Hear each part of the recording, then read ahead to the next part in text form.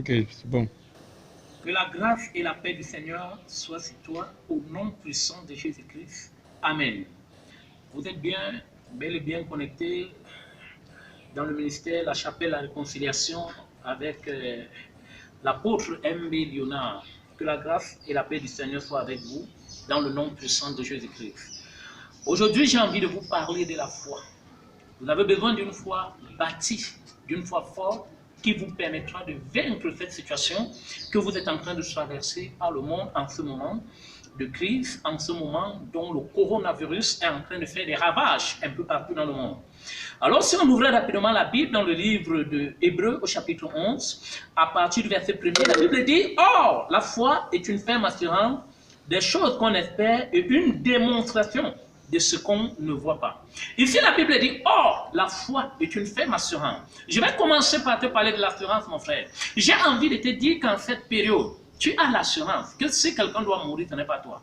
Tu dois avoir l'assurance que si le coronavirus doit toucher quelqu'un, ce n'est pas toi. Tu dois avoir l'assurance que quelles qu'en soient les stratégies que l'ennemi multiplie dans le monde, ça ne te touchera pas au nom de Jésus.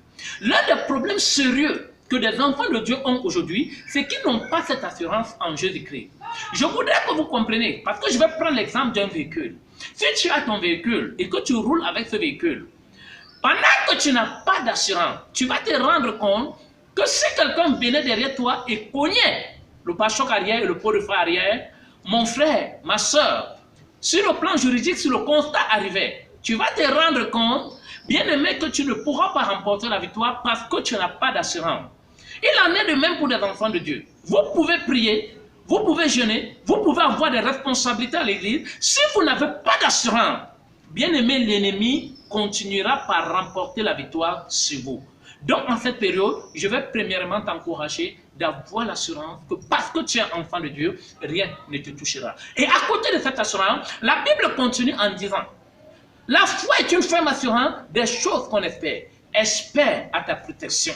Espère que le Seigneur va te protéger et rien ne te touchera dans le nom puissant de Jésus-Christ. Je vais finir en te disant ceci, mon frère, ma soeur. En cette période, est tout simplement cette ferme conviction que l'ennemi ne peut pas atteindre. Partout où tu es, même si les gens vont mourir, même si des choses horribles arriveront aux gens, je crois que toi, ça ne te touchera pas. Par la foi, je déclare et je proclame que tu es caché dans le sang de Jésus. Par la foi, je déclare que le virus de corona, même s'il avait déjà touché ta vie, il est détruit au nom de Jésus-Christ. Merci Seigneur pour la grâce et la faveur et repose dans la vie de ton nom. Au nom de Jésus-Christ. Amen.